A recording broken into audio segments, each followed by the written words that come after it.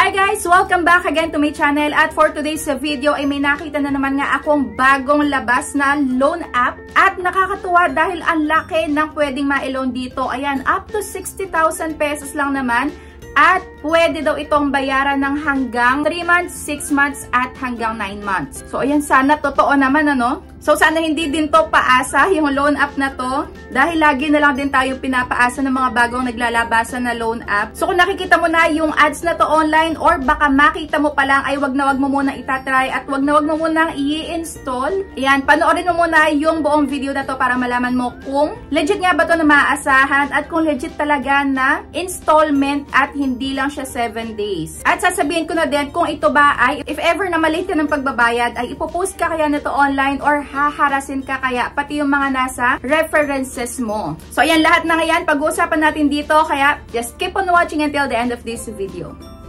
Pero syempre, bago natin simulan, ayan, kung bago ka pa lang dito sa my YouTube channel ko, ay i-subscribe mo na yan at pindutin mo na din yung notification bell para lagi kang maging updated sa mga next uploads ko. At sumali ka na sa aking GCash giveaway every month yan at sa aking 2 cellphone giveaway. Kung paano sumali, kailangan lagi ka lang updated sa mga ina-upload ko at huwag mo kong kalimutang i-PM sa aking Facebook page. So ayan, ganun lang kasimple. So try nyo na din. At ayun, going back na nga sa ating nakitang bagong labas na Ola. So ito nga pala ay ma-download sa may App Store. At ito nga ay ang OnCash Peso Online. Ito talagang natatakot na ako sa may merong peso na word dito sa may pangalan ng mga Ola kasi parang halos lahat ng may peso ay ayan, merong harassment, 7 days lang. Kaya wag muna tayong mag-judge dahil baka iba to. Kaya ayun, install na nga natin. Install ko muna. Ayan, wag muna kayo mag-i-install. At i-check natin itong pinapakita nila, ino-offer nila sa kanilang app. So ito ay may 5 ratings. Syempre bago pa lang kaya perfect star pa rin ito. So, dito nakalagay is maximum loan amount is 20,000 pesos, siguro for first time user, with super low interest rates din. Ayan, malalaman din natin to kung talagang tama nga ba yung mga ino-offer nila. At eto, flexible repayment options. Choose a repayment period from 3 months to 6 months. Yan, wala talaga dito nakalagay na 7 days lang. Yung iba naman kasi is talagang inilalagay na nila para hindi na umasa yung iba. Nakalagay na agad kung 7 days lang ba, 14 days lang ba. So dito wala unabis nakalagay. Basta 3 to 6 months. Ayan, disclaimer lang. Wag muna kayo mag-i-install. Ito, share ko lang muna sa inyo kung ano nga ba yung mga possible na hingin sa inyo. Okay ba sa inyo yung loan details or kung hindi. Para hindi na din nga masayang yung oras nyo sa may pag-a-apply dito. Ayan, malalaman nyo na agad kung worth it ba or hindi. So, sige. At syempre, ayan, permission ulit. Ako, ask up na to track lang. At mag-login na tayo dito. So, dito, every time na magla-login kayo, pwedeng-pwede nyo agad basahin itong privacy agreement bago kayo mag-go. Ayan, so dyan pala kasi is malalaman nyo na kung tungkol saan ba itong loan app na to, kung ano ba yung mga sample computation dito pagka nag-apply kayo. So yun, malalaman nyo din kung anong company ba to. So ito palang kanilang provider ay ang Nueva Lending Investor. Pero na-check ko din dito sa kanilang privacy agreement na ito palang OnCash Apps Loan ay authorized by Perajet Lending Corporation. So ayun, Perajet, nagawan ko na din yata ito ng review. Ayan, parehas naman to na naka-register sa Maysec pero hindi ibig sabihin nun legit na talaga na mababa yung interest at dito posible pa rin talaga kayong makatanggap ng harassments, ayan, ng threats lalo na pagka lumagpas kayo sa may due date nyo. At tuwing mag-a-apply nga kayo online, lagi nyong ilimit lang yung nakalagay sa may phone book nyo. Ayan, ilimit nyo sa 3 o 5 para if ever man nga na hindi legit itong ma-apply nyo online ay wala nang iba pang mahaharas. 20,000 pesos pala ang pinaka-maximum loan amount na pwedeng ma-loan pagka ikaw ay first-time user.